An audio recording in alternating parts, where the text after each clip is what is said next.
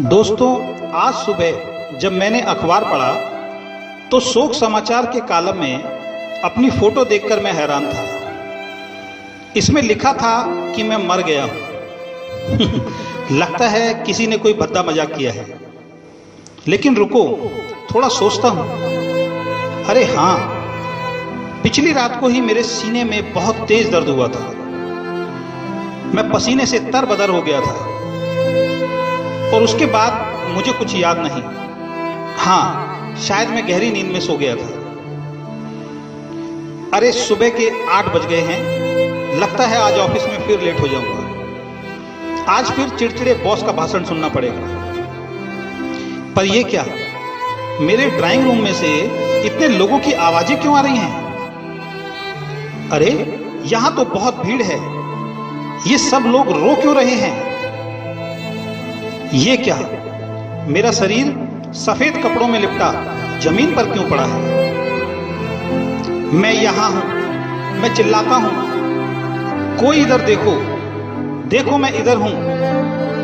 पर ये क्या, कोई ध्यान क्यों नहीं दे रहा? ना ही कोई मेरी आवाज सुन पा रहा है। हर कोई बस रोती हुई आंखों से मेरे शरीर को देख रहा है।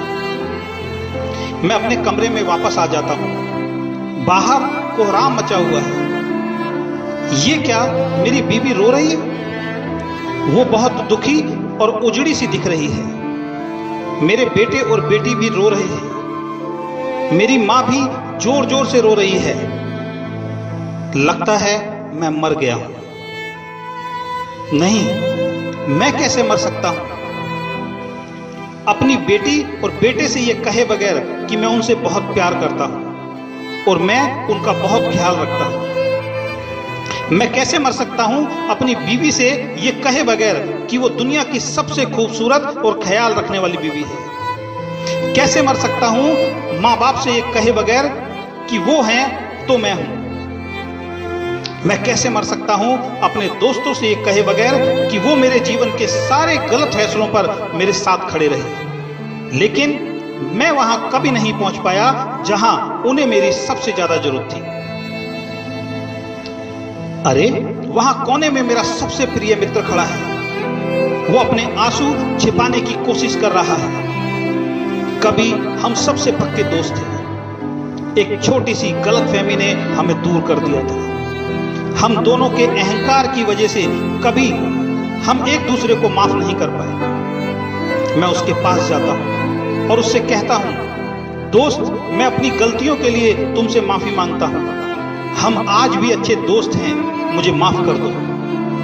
पर यह क्या, उसकी तरफ से कोई रिस्पॉन्स क्यों नहीं मिल रहा? क्या आज भी वो अहंकार में है? जब मैंने उससे माफी मांग ली है तो ये मुझे माफ क्यों नहीं कर रहा? बस रोता ही जा रहा है। पर एक सेकंड, शायद ये मुझे देख ही नहीं पा रहा है। तो क्या मैं सच में मर गया हूं? जमीन पर लेटे मैं अपने शरीर के पास बैठ जाता हूं। क्या करूं, कैसे करूं, किसे पुकारूं?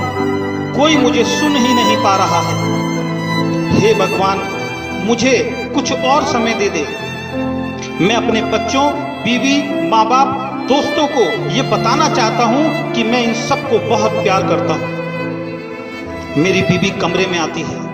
मैं उसको बोल रहा हूं, तुम बहुत सुंदर हो। मैं प्यार से बार बार दोहराता हूं, वो मुझे सुन ही नहीं पा रही है। सच ये है कि जीवन में उसने ये शब्द मेरे मुंह से कभी सुने ही नहीं, क्योंकि मैंने कभी उससे ये कहे ही नहीं। हे भगवान, मुझे थोड़े दिन और दे दे, केवल एक बार, क्योंकि मैं अपने बच्चों को कामयाब बनाना चाहता हूं। अपनी मां को मुस्कुराते हुए देखना चाहता हूं। अपने पिता को अपने ऊपर गर्व करवाना चाहता हूं। मैं तो इन्हें कभी समय ही नहीं दे पाया। मैं इन्हें बहुत सारा समय देना चाहता हूं। मुझे लगता था दुनिया में मेरी किसी को फिक्र नहीं है, पर ये सब तो मेरे लिए रो रहे हैं। मैं इन सब का धन्यवाद करना चाहता हूं। मैंने ऊपर देखा और चिल्लाया, भगवान प्लीज प्लीज प्लीज मुझे एक मौका और दे दो। और उसके बाद मैंने आंखें बंद कर ली। तभी मुझे किसी ने कंधा पकड़कर हिलाया। मैंने आंखें खोली, मेरी बीबी चाय का कप लेकर मुझे उठा रही थी। मेरे बच्चे स्कूल के लिए तैयार हो रहे थे। माँ और पिताजी की पूजा करने की आवाज दूसरे कमरे से आ रही थी। मेरी आंखों में खुशी के आंसू आ गए। मैंने लंबी सांसें ली और अपनी पत्नी को गले से लगा लिया और कहा, तुम मेरा ख्याल रखने वाली दुनिया की सबसे हसीन बीवी हो, मैं तुम्हें बहुत प्यार करता हूं।